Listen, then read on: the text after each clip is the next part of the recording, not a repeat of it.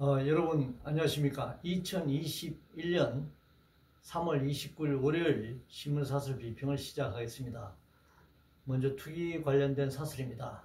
조선일보는 투기하면 친일파 몰수 임기 내내 선거용 내지르기 국정, 한국경제신문은 전공직자 재산등록 소금 몰수 선거법 전시법 아닌가, 문화일보는 국민을 전월세 지옥 내몰고 이틀 전 빠져나간 김상조, 문화일보는 전 공무원을 투기꾼 의심하고 위헌 발상 쏟아내는 광기, 문화일보는 징벌적 보유세 서울 전역 확대된다는 기막힌 현실, 한겨레신문은 집값 잡겠다며 외려 부추기는 서울시장 후보들, 경향신문은 LH 공무원 투기꾼의 부당이익 반드시 환수 몰수하라. 투기 관련된 부동산 투기 관련된 사설이 지금 쏟아져 나오고 있습니다. 공직자 투기만 불법일까요? 일반인과 공직자의 결탁 속에 이루어지는 것입니다. 그렇기 때문에 만약에 불법적 투기를 말하라면 공무원만의 문제는 아니다. 이게 전 국민의 문제다 이렇게 생각합니다.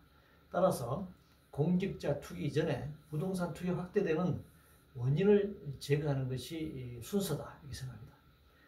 집과 토지가 부동산 투기 대상이 되지 않도록 제도화하는 것이 우선이지, 이걸 뭐 전 공무원 대상으로, 전 국민을 대상으로 불법 투기 잡겠다 이렇게 접근해서는 문제를 해결하기 어려울 것이다 이렇게 생각합니다. 고위공직자의 경우 재산 보유 상한선을 제시하고 그 이상의 경우 공직 임명 자격을 박탈하면 된다고 생각합니다.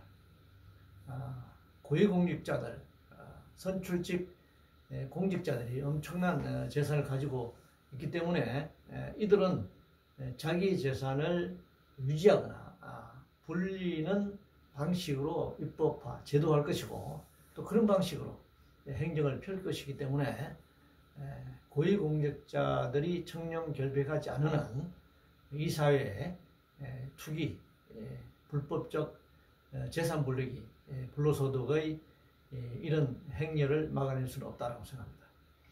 20대 관련해서 조선일보는 문 정권에 등 돌린 20대 4년 돌아보면 너무 당연한 일이다.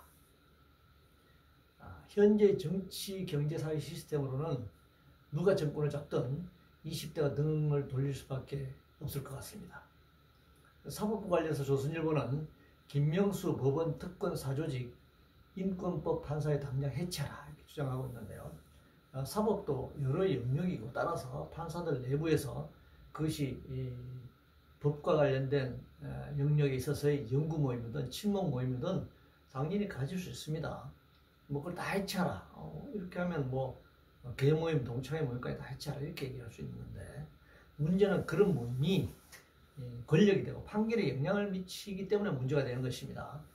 권력과 결탁하고 권력의 지배하에 놓인다면 뭐 조직을 해체하더라도 소용이 없는 것이죠. 그래서 그 모임 자체가 자기네들의 사적 이익을 위해서거나 또 권력의 지배에 종속되는 그런 모임으로 전락하나 그런 활동으로 전락하는 것이 문제인 것이라고 생각합니다. 북미 관계 관련해서 중앙일보는 북한의 단호해진 미국 정부 현실 직시하길, 동아일보는 바이든 경고에 북추가 도발 협박 재발등 찍는 부메랑 될 것이다. 매일경신문은 북한의 강경해진 미국 한미 대북 정책 엇박자 우려된다 라고 주장하고 있습니다. 미국은 언제든지 북한에 단호했습니다. 북한과는 전쟁을 치는 국가이고 미국이 북한 체제를 인정한 적이 없습니다. 미국은 북한 체제 붕괴를 목적으로 해왔고 북한은 이에 맞서 자구책으로 대응해왔습니다. 북미 간의 공존 여부는 북중러, 한미일 등 서방세계의 힘의 관계 속에서 판단될 수밖에 없다고 생각합니다. 단순히 북미만 딱 떼내서 이걸 해결할 수 없는 문제고 또 남북만 딱 떼내서 이것을 분석하거나 해결할 수도 없는 문제다 이렇게 생각합니다. 공공기관 인사 관련해서 매일경신문은 국책연구기관의 돌려막기 인사 인재풀이 그렇게 없나 라는 제목의 사설에서 한국개발연구원 원장 후보에 소주성 정치에 앞장섰던 홍장표 전 청와대 경제수석 후보로 올라간 데 대해서 비판하고 있는데 당연히 인재풀이 제한적이죠. 왜? 자기 정권에 이해 맞는 사람들을 인재풀로 하기 때문에 인재풀은 제한적일 수밖에 없습니다. 막말 관련해서 중앙일보는 유권자 등 돌리게 하는 막말 난타전 멈춰야 한다는 제목의 사설에서 중증 치매, 암 환자 등 비방정 과열되고 있고 네거티브는 정치 냉소주의를 부추긴다. 동아일보는 막말, 부실공약 쏟아지는 4.7 보선 유권자 안 두렵나. 경향신문은 선거 혐오 키우는 막말과 인물 검증은 엄격히 구분해야 한다 이렇게 주장하고 있습니다. 선거가 치열해지면 이성보다는 감정이 폭발하고 막말이 오갈 가능성이 굉장히 높아집니다. 정책 대결 하라 그러는데 사실은 정책 대결하면 비슷하거든요. 그러니까 상대의 약점을 공격하는 네거티브 전략을 쓰게 되는 것이고 상대의 이해 맞대응하게 되면 감정적으로 대응하고 막말이 오갈 수밖에 없는 상황입니다. 이걸 격렬해질 때 심판이 판정하거나 심판은 사실 국민이고 유권자인데 결국 유권자들이 판단할 몫이다 이렇게 생각합니다.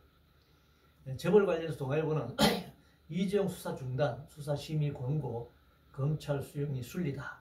한겨레신문은 또 이재용 수사 중단, 재벌 보막된 수사심의, 동아일보 한겨레는 정반대 입장에서 사설을 내보냈는데 수사심의위원회 주장 얘기는 참고사항일 수 있죠. 검찰이 이를 전적으로 수용한다면 수사심의위원회가 상급 기관이 되어버리잖아요.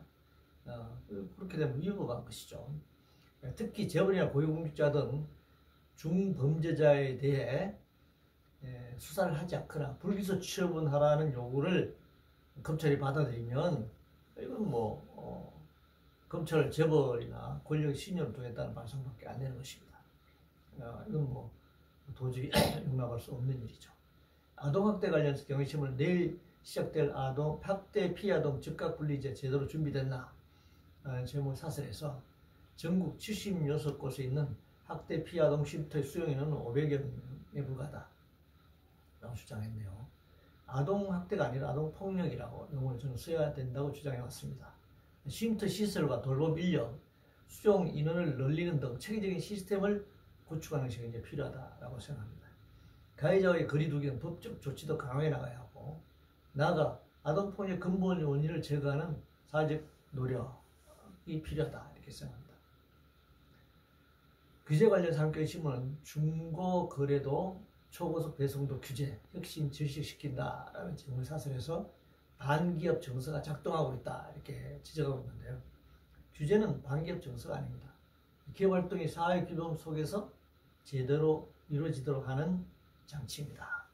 사실 규제가 없으면 기업이든 자본이든 무한 질주를 하게 되고 이런 사회에 엄청난 피해를 끼칠 뿐만 아니라 그 스스로도 기업이나 자본 스스로도 끝이 안 좋게 되는 것입니다. 기계가 아닌 이상 인간의 노동이 초고속 배송에 맞춰지는 상황이라면 당연히 규제해야죠. 이건 세계 최장시간 세계 최고의 산재율을 기록하고 있는 나라에서 초고속 배송이라는 게 말이 됩니까? 인간의 몸이 생리학적으로 그렇게 적응할 수는 없는 것입니다. 선거관리 관련 한겨레신문은 유권자 입막는 선거법 편파 시비 자초한 선관위 라고 비판하고 있는데요. 가능하면 선거활동 제약을 완화해야 할 것입니다. 너무 많은 제약을 두면 선거활동 제대로 할 수가 없는 것이죠. 대신 선거 관리를 엄정하게 해야 한다. 따라서 수개표 등 선거관리 공정성에 선관위에 더 힘을 기울이는 것이 중요하다. 코로나 관련해서 매일경제신문은 소비 폭발 기대 커질수록 더딘 백신 접종 아쉬움도 커진다라고 지적하고 있는데요. 소비 위축 등 경제 활동이 정상적으로 이루어지지 않아 어려움이 많은 것은 사실이지만 코로나가 진정되지 않은 상황에서는 기존의 소비 시스템이나 행태가 또 부활할 수도 없다는 점 그것을 인정해야 하는 것입니다. 엄청난 역병이 돌고 있는 상황에서 예전처럼 소비활동 그대로 할 수 있다, 해야 한다 라고 생각하고 또 그렇게 가서는 안 된다고 생각합니다. 미얀마 학살 관련 한겨레신문은 아이들까지 쏜 미얀마군 국제사회 행동을 맞서야 한다. 그런 지적하고 있습니다. 사실 유엔이 났어야죠. 근데 유엔을 실질적으로 저항하는 상임이사국들의 반인권적 자국 이기주의와 눈치 보기를 먼저 규탄해야 할 것입니다. 사실 예전처럼 동서냉전 체제에서 그 비동맹국 같은 그러한 어떤 국가들의 집단이 형성되고 있는 것도 아니고 정말 이 강대국들의 이해관계 때문에 미얀마에서 벌어지는 이 학살극을 멈추지 못하는 것은 매우 안타까운 일이라고 생각합니다. 이상으로 2021년 3월 29일 월요일 신문사설 민평을 모두 마치겠습니다.